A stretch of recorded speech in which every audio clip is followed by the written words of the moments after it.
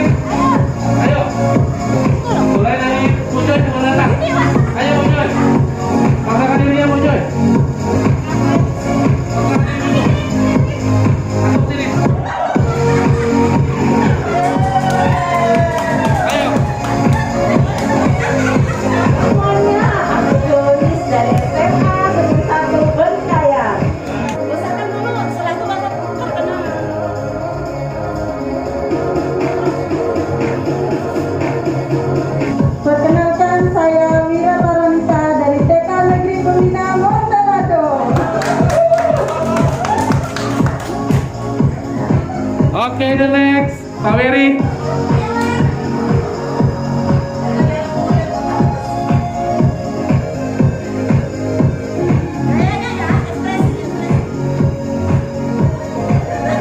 Oke, salam semuanya. Perkenalkan, saya Wery dari SMP Negeri 1 Lumang. Oke, the next, lanjut.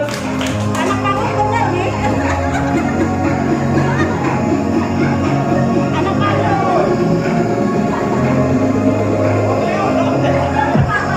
Jalan dulu Bu.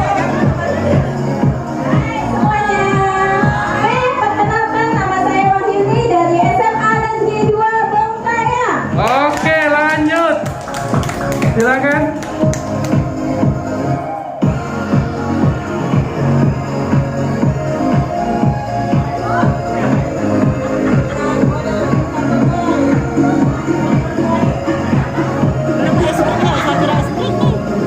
Baik, saya Teguh Trisanto dari SMP Negeri 2 Sanggoledo. Oke, lanjut.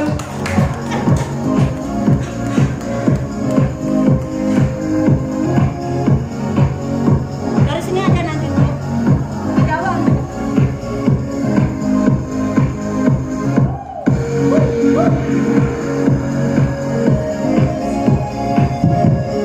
Halo semuanya. Apa kabar? Baik, perkenalkan nama saya Utenius dari SMP Negeri 3 Bengkaya. Wow, oke, lanjut terakhir. Dipersilakan.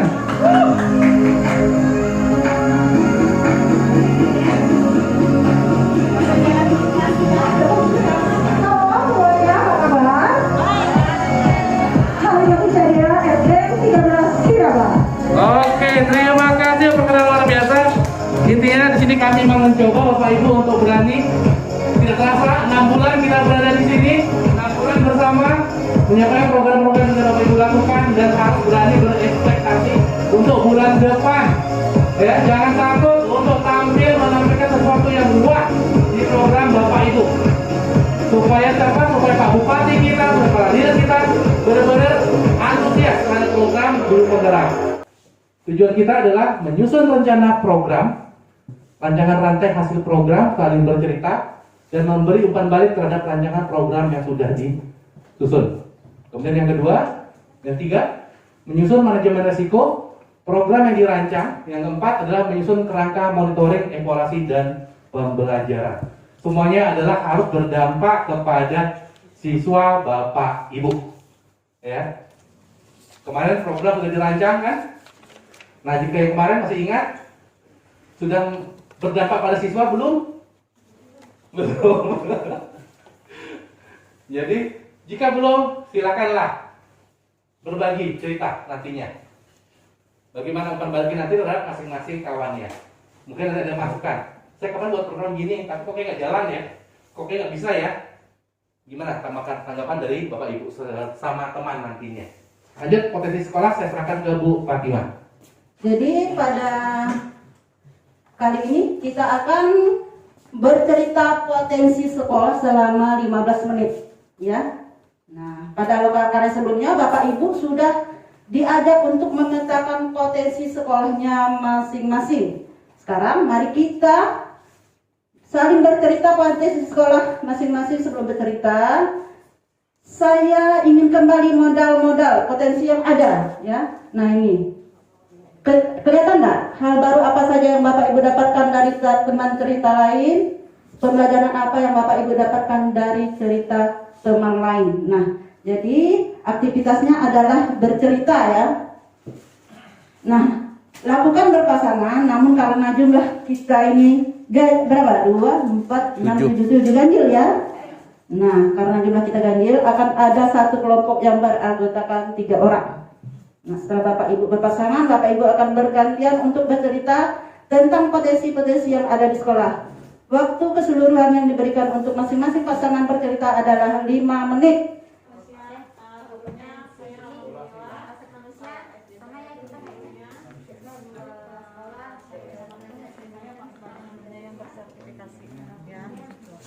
Terus itu jadi semua gurunya sudah bersertifikasi.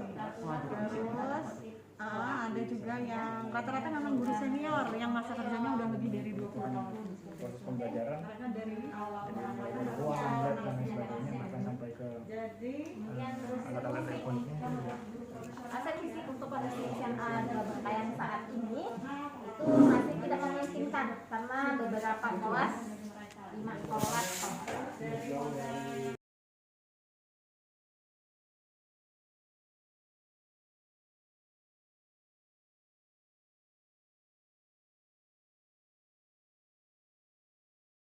Kemudian aktivitas guru melakukan identifikasi terhadap kebutuhan belajar siswa yang terdiri dari profil belajar siswa, minat dan gaya belajarnya. Kemudian selanjutnya adalah hasil identifikasi tersebut dituangkan ke dalam RPP yang dinamakan RPP berdiferensiasi.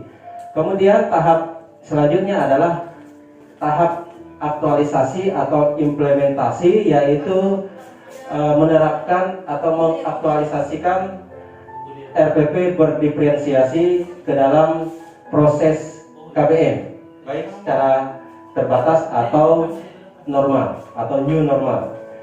Kemudian outputnya atau hasilnya, hasil langsung adalah hasil identifikasi. Yang pertama terdiri dari 2, yaitu hasil identifikasi terhadap profil belajar siswa, gaya belajar siswa, dan minat belajar siswa tercapai. Kemudian yang kedua, outputnya adalah ada RPP berdiferensiasi. Kemudian outcome-nya atau tujuannya adalah siswa memiliki pemahaman tentang profil, gaya, dan minat belajarnya masing-masing. Nah, itu outcome-nya. Kemudian impact-nya atau dampaknya adalah siswa dapat mengoptimalkan potensi yang dimilikinya melalui pemahaman yang utuh terhadap gaya, profil, dan minat belajarnya masing-masing. Kemudian saya tambahkan yang terakhir adalah impact yang terakhir adalah guru itu memiliki pemahaman bahwa menyusun pembelajaran itu tidak boleh serampangan. Terima kasih. Serampangan artinya tidak boleh asal-asalan. Harus berdasarkan pada identifikasi yang matang. Salah satunya adalah berdasarkan kebutuhan belajar siswa. Terima kasih. Oke. Ada masukan untuk programnya Pak Uten? Dari Bapak Ibu? Saya nanya Pak, bukan Oke, silakan. Terima kasih atas kesempatannya. Sebenarnya nih saya agak bingung juga. Apakah program Pak Uten itu sebuah program baru atau sesuatu yang memang kewajiban kita sebagai guru? Karena kan sekarang kita memang dituntut dalam pembelajaran itu melaksanakan pembelajaran secara berdiferensiasi. Maka ada nanti kita disuruh buat di sekolah itu kurikulum berapa tadi? Berdiversifikasi. Kemudian nanti gurunya melaksanakan pembelajaran secara berdiferensiasi. Jadi itu adalah suatu aktivitas rutin kita. Memang kita laksanakan sehari-hari gitu. Apakah ini bisa disebut program atau memang apa ya? Atau memang sudah kewajiban kita sebagai guru? Mungkin di lagi Bapak.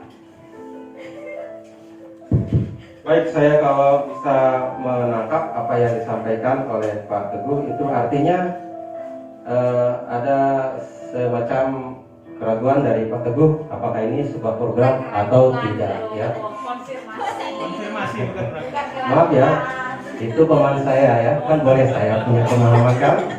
Nah,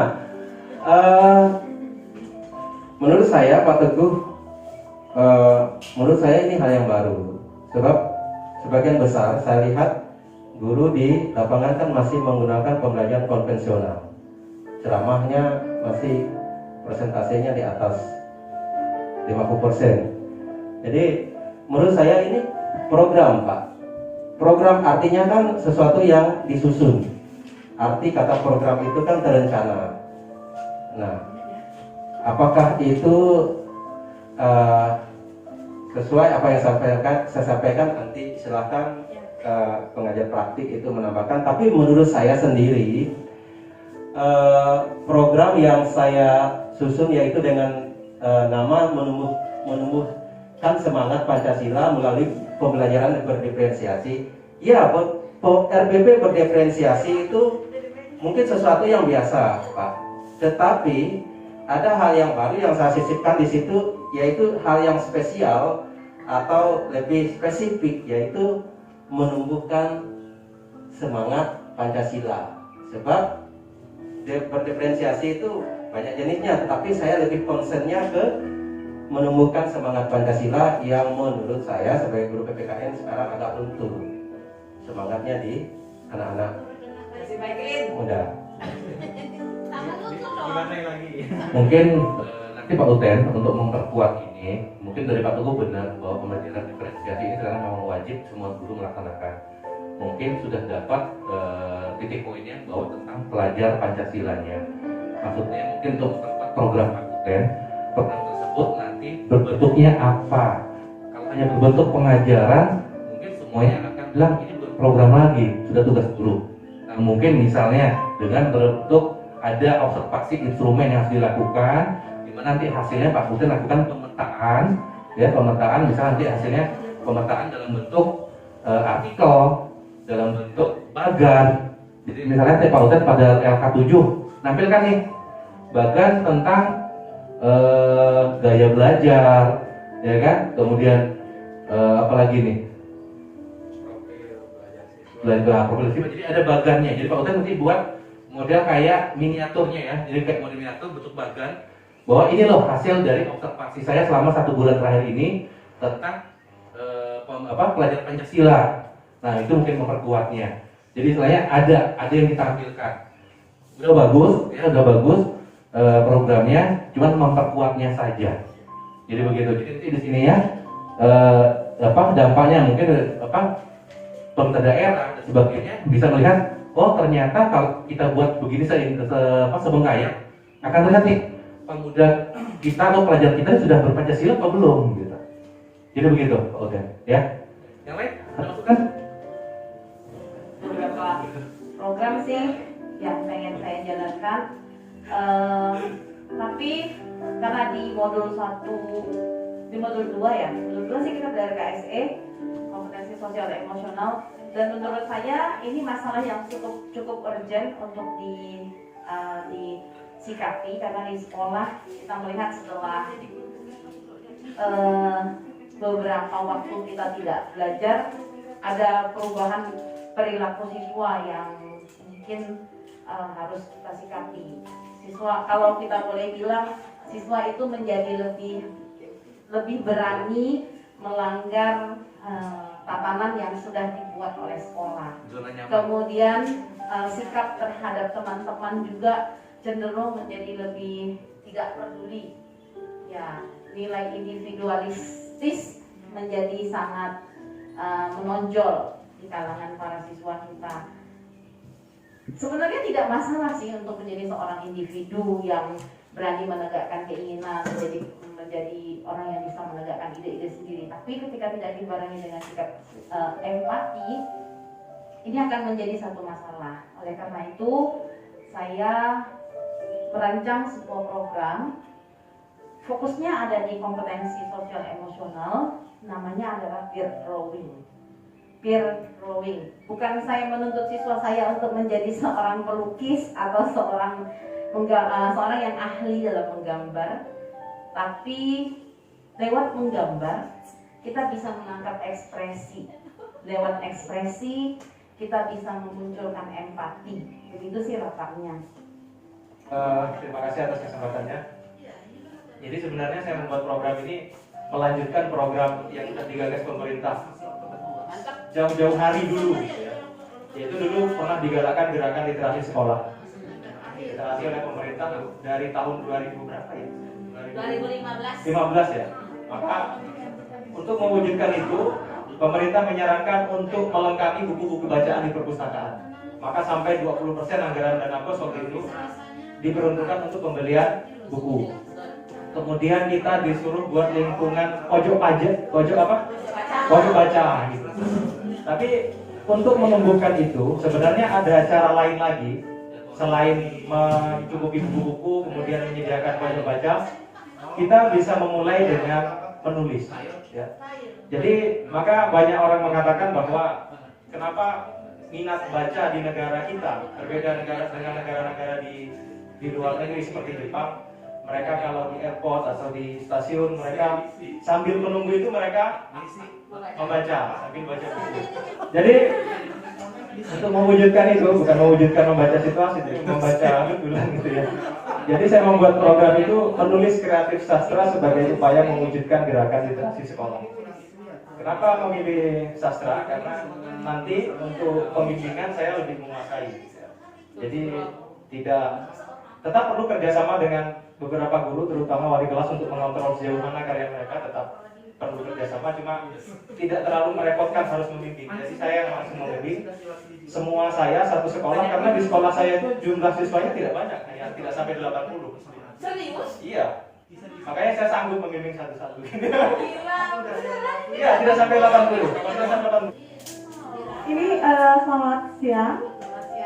Ini programnya hampir sama Pak Teguh ya. Pak Teguh menggerakkan literasi, sama saya juga menggerakkan literasi. Kalau biasanya ada pojok literasi, hari ini saya buat dinding literasi yang lebih sederhana ya. Kalau konsepnya Pak Teguh itu tadi membuat karya sastra, kalau saya konsepnya, jadi saya membuat sebuah dinding di kelas, di semua kelas dari kelas 1 sampai kelas 6. Kebetulan sudah saya sosialisasikan kepada wali kelas masing-masing. Nah di situ karena COVID dan banyak berdasarkan keluhan guru-guru, rata-rata siswanya belum bisa membaca. Nah di situ saya mengusulkanlah pembuatan dinding literasi. Jadi di dinding literasi itu nanti isinya adalah banyak isinya. Yang sudah saya coba itu di kelas kebetulan itu yang pertama pengenalan diri mereka. Jadi mereka mengenalkan diri mereka seperti apa mereka, kemudian mereka tulis di kertas berwarna-warni dan ditempelkan di dinding-dinding, dan kemudian nanti dibaca sama teman-temannya setiap istirahat mereka baca. Nah kegiatan seperti inilah kegiatan pembiasaan yang saya lakukan supaya ini membacanya, kegiatan membacanya menjadi minat bacanya menjadi lebih meningkat seperti itu. Selamat siang teman-teman semua. Oke, di sini saya akan mempresentasikan program saya, yaitu tentang kreativitas tanpa batas dalam penerapan pembelajaran matematika. Kalau Pak Teguh bilang udah curi start, saya duluan lebih curi start. Saya membuatnya. Saya udah membuatnya dari kita membuat SPP berdiferensiasi. Jadi memang udah beberapa produk dari siswa itu sudah sampai ke tangan saya ya. Terus ini baik. Selama ini yang kita tahu anak-anak belajar matematika, tapi kadang mereka tidak tahu menggunakannya untuk apa. Di sini karena saya merasa anak SMA ini udah dalam belajar itu udah punya kemandirian. Ya. Jadi saya membuat program ini untuk semua materi. Jadi mereka bebas untuk menentukan materi apa yang mereka akan buat produknya. Ini program saya itu sesuai dengan program yang waktu kita presentasi kelompok itu.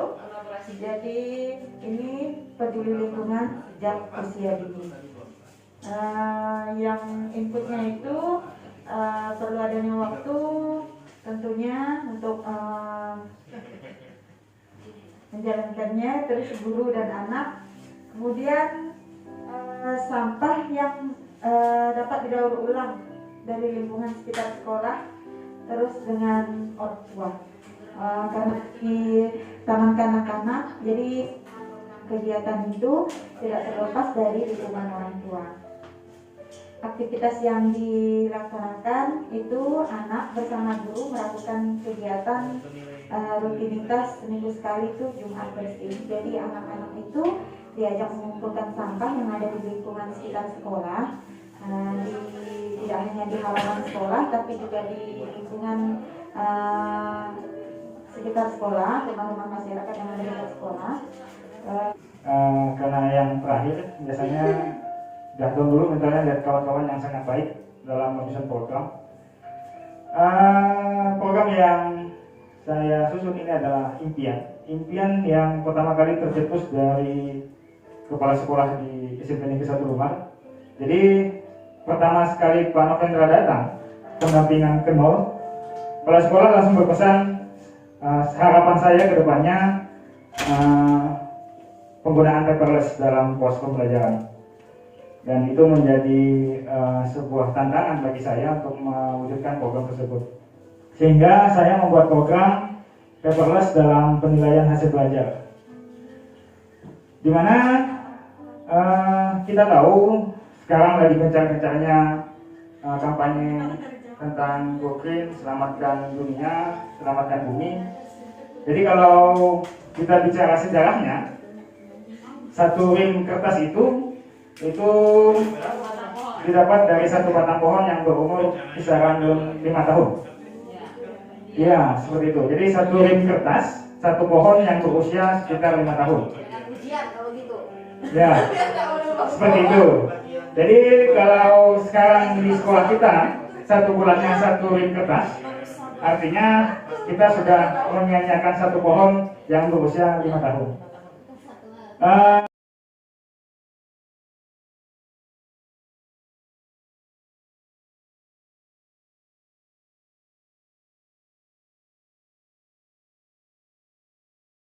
Kita pada akhir sesi kita Lokakarya 6 ini, alhamdulillah pada sesi refleksi ini bagaimanapun itu kalau tidak refleksi sia-sia ya pekerjaan kita seharian.